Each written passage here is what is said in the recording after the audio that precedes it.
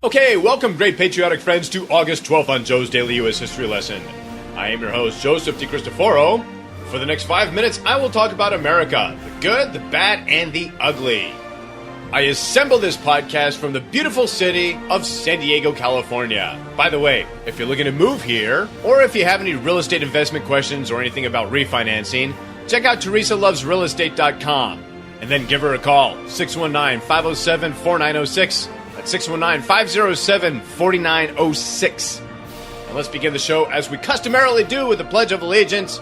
Let's everybody stand up, put our right hands over our hearts, face the flags if we have one, and begin. I pledge allegiance to the flag of the United States of America and to the republic for which it stands, one nation under God, indivisible, with liberty and justice for all. Very nice. And moving on to today's headlines, President Johnson defies Congress in the Stanton Affair, the Viet Cong attack, Happy Birthday Eliphalet Remington, NAFTA is established, Manuel Lisa passes away, and we'll wish a happy birthday to Sir Mix-a-Lot. All right, so now let's do this. 1867, President Andrew Johnson defies Congress suspension of Secretary of War Edwin Stanton. Stanton had served as Secretary of War under President Lincoln and was instrumental in helping the North achieve victory in the Civil War. When Lincoln was assassinated, he led a search to go after Lincoln's killer, John Wilkes Booth. He remained Secretary of War after President Andrew Johnson took office upon Lincoln's death, but didn't approve of Johnson's lenient policies towards the Reconstruction. He openly criticized Johnson's soft tendencies in handling the treatments of blacks in the South and seemingly stopped at nothing to have Johnson removed from the presidency. A Republican-led Congress supported Stanton and passed the Tenure of Office Act in order to prevent Johnson from removing Stanton from office. But in 1867, Johnson ignored the law and fired Stanton regardless. So what does Stanton do? Why, he locked himself in his office. Full-on barricade, in fact. Johnson was impeached, but by one vote was acquitted. So Johnson stayed and Stanton left. Voluntarily, that is. He returned to his private practice, and when Ulysses Grant was elected president, Grant appointed Stanton to serve on the Supreme Court on December 20th, 1968. 1969. Viet Cong strikes 150 targets throughout Vietnam, including Da Nang and Hue.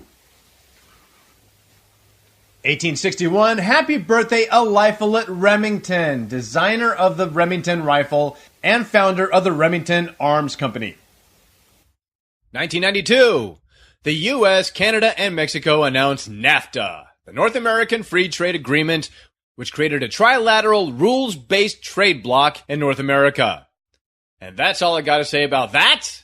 Not quite. According to Citizen.org, NAFTA opponents, including labor, environmental, consumer, and religious groups, argued that NAFTA would launch a race to the bottom in wages, destroy hundreds of thousands of good U.S. jobs, undermine democratic control of domestic policy making, and threaten health, environmental, and food safety standards. NAFTA promoters, including many of the world's largest corporations, promised it would be the exact opposite. It would create hundreds of thousands of new high-wage U.S. jobs, raise living standards in the U.S., Mexico, and Canada, improve environmental conditions, and transform Mexico from a poor developing country to a booming new market for U.S. export. Right. 1820. Rest in peace, Manuel Lisa. Born in Cuba, he was a Spanish citizen, then later became an American citizen.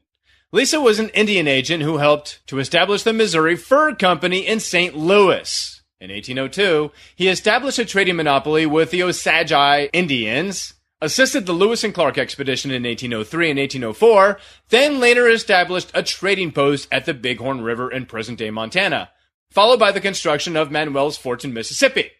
During the War of 1812, Lisa used his outstanding reputation among aborigine tribes to support their alliance with the United States and the big war against tribes allied with the British. After the war, he created Fort Lisa in Omaha, Nebraska, which was the main trading post with the Omaha, Pawnee, Otto, and other tribes. And finally, in 1963, Happy Birthday, Sir Mix-a-Lot.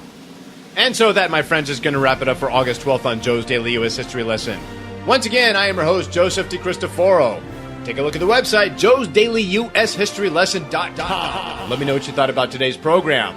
Civil War buffs, what's your take on the Stanton Affair? Gun fans, have you ever shot a Remington rifle? What about NAFTA? Do you like it? Do you hate it? Why? Why not? Sir Mix-a-Lot fans, not only does he have a cool name, but Baby's Got Back has got to be one of my favorite songs of all time to this day. So yeah, let me know what you think.